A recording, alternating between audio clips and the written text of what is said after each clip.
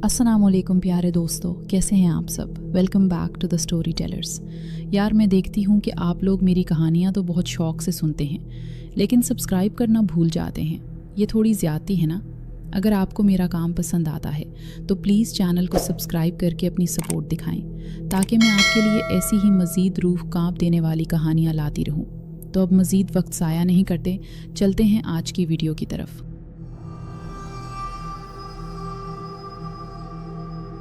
दोस्तों, आज की कहानी हमारे साथ फैसलाबाद से ताल्लुक़ रखने वाले एक ट्रैक्टर ड्राइवर अहमद ने शेयर की है। तो इससे पहले कि हम किस्से की गहराई में उतरें, आप लोग लाइट्स बंद कर लें, हेडफोन लगा लें और अपनी हिफाजत के लिए एक बार आयतुल कुर्सी ज़रूर पढ़ लें। ये बात 2019 के जून की तपती लंबी रातों में से एक रात की थी। मैं फैसलाबाद के नवां में बसे एक छोटे से गांव का मेहनती और गैरतमंद नौजवान हूँ। मेरे कंधों पर वक्त से पहले ही जिम्मेदारियों का भारी बोझ आन पड़ा था। अभी 2 साल ही हुए थे जब मेरे वालिद, जो एक छोटे किसान थे, एक लंबी बीमारी के बाद अल्लाह को प्यारे हो गए थे। इसके बाद घर में मैं, मेरी बूढ़ी माँ और एक छोटी बहन जो अभी स्कूल में पढ़ती थी रह गए थे। मैं खुद भी पढ़ाई में बहुत तेज़ था और शहर के कॉलेज में पढ़ने के ख्वाब देखता था, लेकिन वालिद के जाने के बाद घर की कफ़ालत की जिम्मेदारी ने मेरे ख्वाबों पर एक मोटी चादर डाल दी थी। मैंने तालीम को खैरबाद कहा और गांव के सबसे बड़े ज़मींदार चौधरी हाशिम के फार्म पर ट्रैक्टर ड्राइवर की नौकरी कर ली। मैंने कुछ ही महीनों में अपनी मेहनत और समझदारी से ज़मींदार का दिल जीत लिया कि मेरी मेहनत की वजह से चौधरी हाशिम भी मुझे बाकी मुलाजिमों से ज़्यादा अजीज़ रखता था। उस दिन मैं सारा दिन झुलसती धूप में ट्रैक्टर पर खेतों को हमवार करने के बाद थका हारा घर लौटा था। अम्मी ने मुझे रोटी सालन दिया और मैं सहन में बिछी चारपाई पर बैठकर खाना खाने लगा। मेरी छोटी बहन पास बैठी थी और स्कूल की बातें सुना रही थी। मैं अपनी इस छोटी सी दुनिया में मगन था कि जेब में रखे फ़ोन की घंटी बजी। स्क्रीन पर चौधरी हाशिम का नाम चमक रहा था। इतनी रात को मालिक का फ़ोन आना किसी गैर मामूली बात का पेश खैमा था। सलाम चौधरी साहब। दूसरी तरफ से चौधरी साहब की परेशान आवाज़ आई। एक बहुत ज़रूरी और फौरी काम आ पड़ा है। जी हुक्म करे चौधरी साहब। अहमद, आज रात हमारी पानी की बारी है और नहर का पानी सिर्फ 2 बजे तक के लिए हमारी खाल में छोड़ा गया है। तुम्हें पता है अपनी गुन्ने की फसल बिल्कुल सूखने के करीब है। अगर ये बारी निकल गई तो अगली बारी 10 दिन बाद आएगी और जून की इस तपिश में फसल जलकर तबाह हो जाएगी। मैंने उसी वक्त ज़हन में हिसाब लगाया। जी चौधरी साहब, फ़िक्र न करें, मैं सुबह फजर के वक्त ही पानी लगा दूंगा। नहीं अहमद, मसला यही तो है। चौधरी साहब की आवाज़ में बेचैनी बढ़ गई। सुबह तक पानी बंद हो जाएगी, तुम्हें अभी इसी वक्त जाना होगा। मसला ये भी है कि वो फसल फार्म के सबसे आखिरी कोने पर है, जहां नहर का पानी नहीं पहुंचता। तुम्हें वहां बरगद वाले पुराने ट्यूबवेल को चलाकर फसल को पानी देना होगा। वो इंजन पुराना है, इसे स्टार्ट करने के लिए ट्रैक्टर की पावर की ज़रूरत पड़ेगी, इसलिए ट्रैक्टर साथ ले जाना। डीजल और बाकी औजार भी थाली में रखवा दिए हैं, वो तुम्हें गेट पर मिल जाएंगे। बरगद वाला ट्यूबवेल, ये नाम सुनते ही मेरे दिल में एक ठंडी लहर दौड़ गई। वो ट्यूबवेल और उसके पास खड़ा वो देव कामत, सदियों पुराना बरगद का दरख्त पूरे इलाके में एक अजीब सी शोहरत रखता था। वो फार्म का वो कोना था जहां दिन में भी जाते हुए लोग कतराते थे। फार्म का बूढ़ा चौकीदार बाबा दीन मोहम्मद, जिसने अपनी पूरी ज़िंदगी इस फार्म पर गुजारी थी, अक्सर नौजवानों को इस जगह के करीब जाने से मना करते थे और इससे जुड़ी अजीब व गरीब कहानियाँ सुनाते थे। मैंने बड़ी हिम्मत करके अपनी घबराहट छुपाते हुए कहा, चौधरी साहब, वो ट्यूबवेल तो शायद 10 साल से भी ज़्यादा अरसे से बंद पड़ा है और बाबा दीन मोहम्मद कहते हैं कि रात के वक्त वहाँ। चौधरी साहब ने उसी वक्त मेरी बात काट दी। उनके लहजे में झुंझलाहट थी। अहमद, तुम भी उन बूढ़ों की वहम भरी बातों में आ गए। अरे कुछ नहीं होता वहाँ, वो सब पुराने वक्तों की कहानियाँ हैं। बाबा दीन मोहम्मद का दिमाग उम्र के साथ कमज़ोर हो गया है। फसल का लाखों का नुकसान हो जाएगा, तुम्हें इसका अंदाज़ा है। तुम एक समझदार लड़के हो, इन अफवाहों पर यकीन मत करो। तुम बस जाओ, जैसे ही फसल सैराब हो सीधा घर आ जाना। मैं तुम्हें इस काम का अलग से 5,000 इनाम दूंगा। मालिक का हुक्म, लाखों के नुकसान का खौफ, इनाम का लालच और सबसे बढ़कर अपने घर की मजबूरियाँ। मेरे पास अब इनकार की कोई गुंजाइश नहीं थी। जी बेहतर चौधरी साहब, मैंने थकी हुई आवाज़ में जवाब दिया। मैंने अम्मी को बताया तो उनका चेहरा भी फिक्र से मुरझा गया। बेटा, इस वक्त और वो भी इस जगह पर? मैंने चौधरी साहब की मजबूरी बताकर उन्हें तसल्ली दी। आयतुल कुर्सी पढ़कर खुद पर दम किया, अम्मी की दुआ ली और ट्रैक्टर की चाबी उठाकर निकल पड़ा। जब मैं फार्म के बड़े गेट से अपना ट्रैक्टर निकाल रहा था तो मेरी मुलाकात बाबा दीन मोहम्मद से हुई, जो अपनी रात की ड्यूटी के लिए हाथ में एक पुरानी लालटेन और डंडा लिए आ रहे थे। ओए बेटा, इस काली रात में किधर की तैयारी है? बाबा ने मुझे ट्रैक्टर पर देखकर हैरत से पूछा। मैंने उन्हें सारी बात बताई। ये सुनकर बाबा दीन मोहम्मद का चेहरा जर्द हो गया, जैसे उन्होंने कोई बुरी खबर सुन ली हो। उन्होंने आगे बढ़कर मेरा हाथ मजबूती से पकड़ लिया। ना जा बेटा, मेरी मान, ना जा। वो जगह अच्छी नहीं, ख़ास तौर पर आज जब चांद पूरा है और हर तरफ चुप छाई है। क्यों बाबा जी, ऐसा क्या है वहाँ? हालांकि मैं जवाब सुनने से डर रहा था, पर फिर भी पूछा। बाबा ने अपनी कांपती आवाज़ में राजदाराना अंदाज में कहना शुरू किया। कहते हैं बहुत साल पहले एक गरीब किसान का इकलौता जवान बेटा था। साजिद नाम था उसका। वो इसी ट्यूबवेल के पास काम करते हुए काले सांप के काटने से मर गया। बाप को जब खबर हुई तो वो पागल हो गया। उसे यकीन ही नहीं आया कि उसका सहारा छिन गया है। उसने अपने बेटे की लाश को कई दिन तक दफनाने नहीं दिया। आखिरकार गांव वालों ने ज़बरदस्ती दफनाया। इस गम में बाप बिल्कुल होश खो बैठा और एक रात उसने उसी बरगद के दरख्त से रस्सी बांधकर अपनी जान दे दी। कहते हैं इसकी रूह आज भी वहीं भटकती है। वो आज भी अपने बेटे साजिद को ढूंढता है। गरम और चुप रातों में जब हर तरफ सन्नाटा हो तो उसकी आहें सुनाई देती हैं।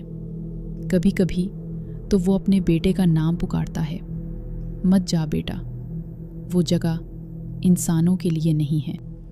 मैं बाबा की आंखों में हकीकी खौफ देख सकता था।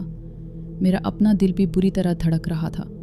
एक लम्हे के लिए इरादा किया कि वापस चला जाऊं और चौधरी साहब को मना कर दूं, लेकिन फिर मुझे अपनी बीमार माँ का चेहरा और अपनी बहन की किताबों का ख्याल आया। 5,000 रुपये इसके लिए बहुत बड़ी रकम थी। बाबा जी, दुआ करना मेरे लिए, बड़ी हिम्मत जमा करके कहा। कुछ नहीं होगा, मालिक का हुक्म है और मजबूरी भी, जाना तो पड़ेगा। ये कहकर मैंने ट्रैक्टर आगे बढ़ा दिया। बाबा दीन मोहम्मद मुझे अफसोस और बेबसी से तब तक देखते रहे जब तक ट्रैक्टर धूल उड़ाता हुआ अंधेरे में गुम नहीं हो गया। मैं नहीं जानता था कि कौन सी मुसीबत, कौन सी नहूसत इस बरगद के घने तारीक साए में बाजू फैलाए मेरा इंतज़ार कर रही है। फॉर्म के कच्चे ना हमवार रास्तों पर ट्रैक्टर हिचकोले खाता हुआ आगे बढ़ रहा था। गांव की रोशनियां बहुत पीछे रह गई थी। चौदहवीं का चांद आसमान पर पूरी आबोताब से चमक रहा था, लेकिन रास्ते के दोनों तरफ खड़ी गन्ने की ऊंची फसलों के साए सड़क पर ऐसे पड़ रहे थे जैसे किसी ने सियाह रंग के लंबे लंबे ब्रश फेर दिए हों। हर थोड़ी देर बाद ट्रैक्टर की हेडलाइट्स में कोई जानवर, कोई गीदड़ या लोमड़ी चमकती आंखों से घूरता और फिर तेज़ी से फसलों में गायब हो जाता। उस वक्त मेरे जहन में सिर्फ बाबा दीन मोहम्मद की बातें एक टूटी हुई टेप की तरह बार बार घूम रही थी। वो आज भी अपने बेटे साजिद को ढूंढता है। मैंने ज़ोर से अपने सर को झटका दिया ताकि ये सारे ख्यालात बाहर निकाल दूं। सब वहम है, मैंने खुद से कहा। चौधरी साहब ठीक कहते हैं, ये सब पुरानी कहानियाँ हैं। तकरीबन 20 से 25 मिनट के अजियतनाक सफ़र के बाद जब फसलों का सिलसिला ख़त्म हुआ तो वो खुली जगह आ गई। सामने कुछ फासले पर वो देव कामत बरगद का दरख्त एक हैबतनाक देव की तरह खड़ा था। उसकी शाखें और जड़ें ज़मीन पर दूर दूर तक किसी अजदहे की तरह फैली हुई थीं। चांद की रोशनी उसके घने पत्तों से छिनकर ज़मीन पर अजीब व गरीब शक्लें बना रही थी। दरख्त के साए में ट्यूबवेल का पुराना बोसीदा सा कमरा एक कब्र की तरह लग रहा था। हर तरफ एक नाकाबिले बयान गहरी और भारी खामोशी थी, यहाँ तक कि हवा भी जैसे रुकी हुई थी। मेरा दिल जैसे धड़कना ही भूल गया था। बड़ी हिम्मत की, बुलंद आवाज़ में आयतुल कुर्सी का विर्द शुरू किया और ट्रैक्टर को दरख्त से कुछ फासले पर रोका। हेडलाइट्स की रोशनी सीधी ट्यूब विल के कमरे पर पड़ रही थी। मैं ट्रैक्टर से उतरा। मेरे कदम बड़ी मुश्किल से उठ रहे थे। कमरे के दरवाजे पर एक मोटा जंग आलू ताला पड़ा था। मैंने साथ लाए हथौड़े की मदद से चंद ज़ोरदार ज़रबों में ताला तोड़ दिया। दरवाज़ा एक दिल खराश चरचराहट के साथ खुला, जैसे कोई तकलीफ़ से करा रहा हो। अंदर से धूल, मिट्टी और गलने सड़ने की एक अजीब सी बो का भभका आया। कमरे के अंदर हर चीज़ पर इंचों मोटी धूल और मकड़ी के जाले लगे हुए थे। एक कोने में पुराना डीजल इंजन पड़ा था। मैंने अपने रुमाल से मुंह ढांपा और काम में लग गया। मैंने बड़ी मुश्किल से इंजन को साफ़ किया, उसमें डीजल डाला और उसे स्टार्ट करने की कोशिश करने लगा। इंजन बहुत पुराना और जाम हो चुका था। मैं बार बार ट्रैक्टर की मदद से इसे घुमाता। पूरा जिस्म पसीने में शराबूर हो गया, मगर इंजन टस से मस ना हुआ। जब मैं थक कर दीवार से टेक लगाकर बैठ गया तो एक लम्हे को मेरे दिल में ख्याल आया कि वापस चला जाए और चौधरी साहब को कह दे कि इंजन ख़राब है। लेकिन फिर मेरी गैरत ने गवारा ना किया कि झूठ बोलूं। मैंने एक आखिरी बार पूरी ताकत जमा की, या अली का नारा लगाया और ट्रैक्टर से पावर देकर इंजन को झटके से घुमाया। इस बार इंजन एक ज़ोरदार धमाके और काले धुएं के बादल के साथ स्टार्ट हो गया। उसकी गिड़गिड़ाहट ने उस मुर्दा खामोशी को चीर कर रख दिया। मेरे दिल को कुछ तसल्ली हुई। मैंने जल्दी से पानी का पाइप खेत की तरफ किया और पानी तेज़ धार की सूरत में बहने लगा। मैंने अंदाज़ा लगाया कि पूरे खेत को सैराब होने में कम से कम 2 घंटे लगेंगे। मैं वापस आकर अपने ट्रैक्टर की आरामदेह सेट पर बैठ गया। मैंने सोचा कि 2 घंटे यहाँ अकेले गुजारना मुश्किल हो जाएगा, तो जेब से अपना पुराना मोबाइल निकाला और गाने लगा लिए। वक्त आहिस्ता आहिस्ता सरकोने लगा। रात के करीब 1:30 बज चुके थे। चांद अब ऐन सर पर आ चुका था। बरगद के दरख्त का साया अब बिल्कुल नीचे सिमट गया था। मैं शदीद नींद की वजह से ऊँघने लगा था। अचानक ट्यूबवेल का इंजन, जो इतनी देर से एक ही रफ्तार से चल रहा था, खांसने लगा। उसकी आवाज़ में एक अजीब खिरखराहट पैदा हुई, खर, और फिर एक आखिरी हिचकी लेकर वो बंद हो गया। इंजन के बंद होते ही एक बार फिर वही कब्रिस्तान जैसी खामोशी छा गई।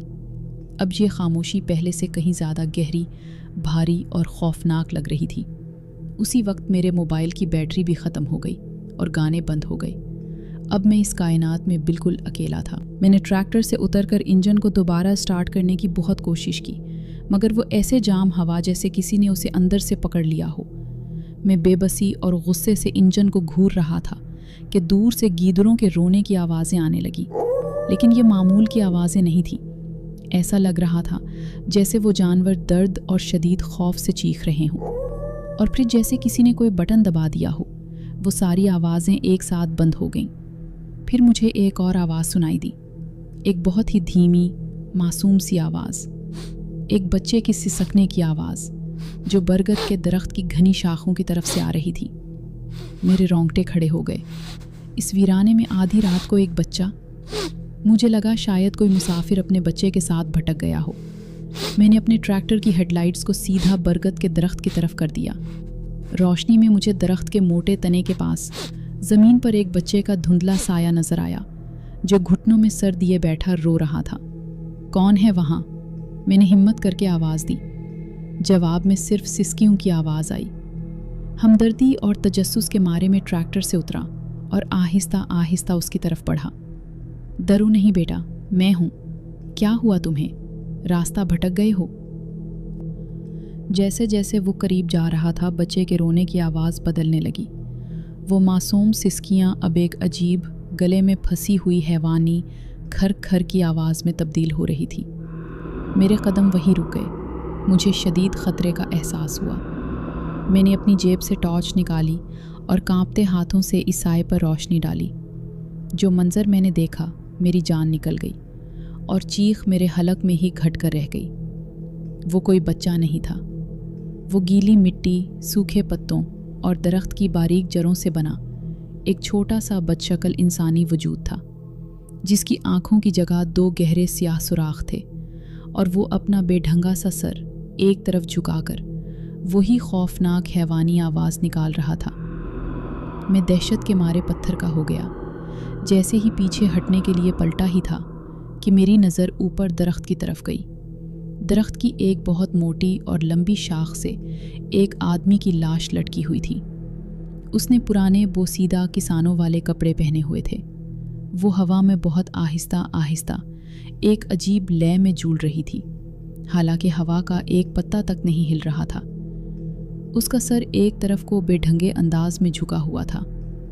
وقت جیسے تھم گیا تھا۔ میری آنکھیں خوف سے پھٹی ہوئی تھیں اور سانس سینے میں اٹکی ہوئی تھی۔ میں اس ناقابل یقین اور بھیانک منظر کو دیکھ رہا تھا۔ نیچے زمین پر مٹی اور جڑوں سے بنا وہ بدحیت وجود میری طرف لنگھ رہا تھا، اور اوپر شاخ سے وہ لاش ایک پینڈولم کی طرح جھول رہی تھی۔ میرا دماغ معاف ہو چکا تھا۔ میں سمجھ نہیں پا رہا تھا کہ میں جاگ رہا ہوں یا کوئی ڈراؤنا خواب دیکھ رہا ہوں۔ میرے قدم جیسے کسی نے زمین میں گاڑ دیے تھے۔ اچانک اس لٹکتی ہوئی لاش کا سر بہت آہستہ آہستہ ایک چرچراہٹ کے ساتھ سیدھا ہوا۔ اس کا چہرہ سوجا ہوا اور نیلا پڑ چکا تھا، اور اس کی آنکھوں کی جگہ صرف 2 خالی سیاہ گڑھے تھے۔ لیکن مجھے اپنی روح کی گہرائیوں تک یہ محسوس ہوا کہ وہ مجھے ہی دیکھ رہا ہے۔ ان خالی گڑھوں میں صدیوں کی تکلیف، دکھ اور ایک نہ ختم ہونے والی تلاش کا کرب تھا۔ یہ منظر دیکھتے ہی میرے جسم میں جیسے کسی نے گرم سیسا پگھلا کر ڈال دیا ہو۔ میرے اندر جمی ہوئی دہشت ایک چیخ کی صورت میں باہر نکلی، اور میں خوف زدہ ہو کر پلٹا اور اپنے ٹریکٹر کی طرف بھاگا۔ میرے پیچھے اس مٹی کے وجود کے زمین پر گھسنے کی آواز تیز ہو گئی تھی، اور برگد کے درخت سے ایک ٹھنڈی اداس سرگوشی ابھری جو ہوا میں پھیل گئی۔ میں دیوانہ وار ٹریکٹر پر چڑھا۔ میرے ہاتھ بری طرح کانپ رہے تھے۔ میں نے چابی لگائی اور اسے گھمایا۔ 1 بار، 2 بار، انجن صرف کھر کھر کی آواز نکال کر خاموش ہو جاتا۔ ہر ناکام کوشش کے ساتھ میری چیخیں اور بلند ہو رہی تھیں۔ یا اللہ مدد، یا اللہ مجھے یہاں سے نکال لے۔ اپنے پیچھے ٹریکٹر کی ٹرالی پر کسی کے چڑھنے کی کھرکھراہٹ سنائی دی۔ میں نے سائیڈ والے شیشے میں دیکھنے کی ہمت نہیں کی۔ مجھے لگا جیسے کسی نے میرے کندھے پر ایک برف جیسا ٹھنڈا ہاتھ رکھ دیا ہے۔ میں نے آنکھیں بند کر لی اور اپنی پوری طاقت اور یقین کے ساتھ آخری بار چابی گھمائی۔ گڑ گڑ گڑ، ایک زوردار دھماکے کی آواز کے ساتھ ٹریکٹر کا انجن سٹارٹ ہو گیا۔ یہ آواز میرے لیے کسی فرشتے کی پکار سے کم نہیں تھی۔ میں نے ایک لمحہ بھی ضائع نہیں کیا۔ ٹریکٹر کو ٹاپ گیئر میں ڈالا اور ایکسیلیٹر پر اپنا پورا وزن ڈال دیا۔ ٹریکٹر ایک جھٹکے سے آگے بڑھا اور پوری رفتار سے بھاگنے لگا۔ میں نے پیچھے مڑ کر دیکھنے کی جرت تک نہیں کی، یہ بھی پرواہ نہ کی کہ ٹیوب ویل کا سامان اور پانی کا پائپ سب کچھ وہیں رہ گیا ہے۔ اس وقت میں بس اس جہنم سے، اس برگد کے سائے سے، اس اداس پکار سے دور بھاگنا چاہتا تھا۔ میں روتا ہوا بلند آواز میں کلمہ اور آیت الکرسی کا ورد کرتا ہوا ٹریکٹر بھگاتا رہا۔ مجھے بار بار ایسا محسوس ہوتا جیسے کوئی پیچھے ٹرالی میں بیٹھا سسکیاں لے رہا ہے۔ ایک بار جب میں نے ہمت کر کے سائیڈ والے شیشے میں دیکھا تو ایک لمحے کے لیے پچھلی سیٹ پر ایک دھندلا سایہ نظر آیا اور پھر غائب ہو گیا۔ آخر کار جب مجھے دور فارم کے گیٹ پر لگی روشنی نظر آئی تو میری جان میں جان آئی۔ میں سیدھا چودھری صاحب کی حویلی کے سامنے پہنچا، ٹریکٹر کو وہیں چھوڑا اور نیچے اترتے ہی بے ہوش ہو کر زمین پر گر گیا۔ جب میری آنکھ کھلی تو میں اپنے گھر کی چارپائی پر لیٹا تھا۔ میرا پورا جسم آگ کی طرح تپ رہا تھا۔ میری امی میرے سر پر گیدی پٹیاں رکھ رہی تھی۔ گاؤں کا حکیم میری نبض دیکھ کر میری امی کو بتا رہا تھا کہ اسے کسی چیز نے بری طرح ڈرایا ہے، اس پر شدید وحشت طاری ہوئی ہے۔ میں 3 دن تک تیز بخار میں بے ست پڑا رہا۔ بخار کی حالت میں میں بار بار چیختا، وہ آ رہا ہے، مجھے پکڑ لے گا، ساجد۔ میری ماں اور بہن میری حالت دیکھ کر روتی رہتی۔ چوتھے دن جب مجھے کچھ ہوش آیا اور بخار اترا تو چودھری ہاشم مجھ سے ملنے آئے۔ وہ ٹیوب ویل کا سامان چھوڑ آنے اور فصل کو ادھورا چھوڑنے پر بہت غصے میں تھے۔ کیا ڈرامہ لگایا ہوا ہے تم نے احمد؟ وہ مجھے دیکھتے ہی گرجے۔ मैं खुद सुबह वहाँ गया था। वहाँ कुछ भी नहीं था। ट्यूबवेल का इंजन भी ठीक ठाक चल रहा था। तुम जैसे वहमी और डरपोक लोगों की वजह से ही काम का नुकसान होता है। काम से बचने के लिए ये नया बहाना ढूंढा है तुमने। मैंने कांपती आवाज़ में उन्हें रात की सारी रुदात सुनाने की कोशिश की, मगर चौधरी साहब ने मुझे झूठा, कामचोर और ड्रामेबाज कहकर बहुत बातें सुनाई और कहा कि अगर काम नहीं करना तो हिसाब करके फारिग हो जाओ। लेकिन जब शाम को बाबा दीन मोहम्मद मेरी खैरियत पूछने आए तो उन्होंने मेरी पूरी बात बहुत गौर और हमदर्दी से सुनी। जब मैं चुप हुआ तो बाबा की आंखों में आंसू थे। उन्होंने ठंडी आह भरी और मेरे सर पर हाथ फेरते हुए कहा, बेटा, मैंने तुझे मना किया था। वो बाप आज भी अपने बेटे को ढूंढता है, और जब उसका दुख और तन्हाई हद से बढ़ जाती तो वो उसी ज़मीन की गीली मिट्टी से अपने बेटे का वजूद बनाने की कोशिश करता है, उसे पुकारता है। तूने उसे इस हाल में देख लिया। तू बहुत किस्मत वाला है जो जिंदा और होशो हवास में वापस आ गया। इस वाक़े ने मुझ पर बहुत गहरा असर छोड़ा। मैंने वो नौकरी छोड़ दी। कई महीनों तक रातों को वही खौफनाक ख्वाब आते रहे। मैं रात को अकेले सोने से डरने लगा। मैं आज भी ट्रैक्टर चलाता हूँ, मगर कसम खा ली है कि मैं मगरिब के बाद कभी किसी खेत या वीराने में काम नहीं करूँगा। अहमद की ये कहानी हमें बताती है कि दुनिया में कुछ जगहें, कुछ दुख और कुछ राज ऐसे होते हैं जिनसे दूर रहना ही इंसान के हक़ में बेहतर है। बुज़ुर्गों की बातें हमेशा वहम या कहानियाँ नहीं होती। उनके पीछे अक्सर ऐसी तल्ख़ और नाकाबिले यकीन हकीकतें छुपी होती हैं जिनका सामना करने की हिम्मत हर किसी में नहीं होती।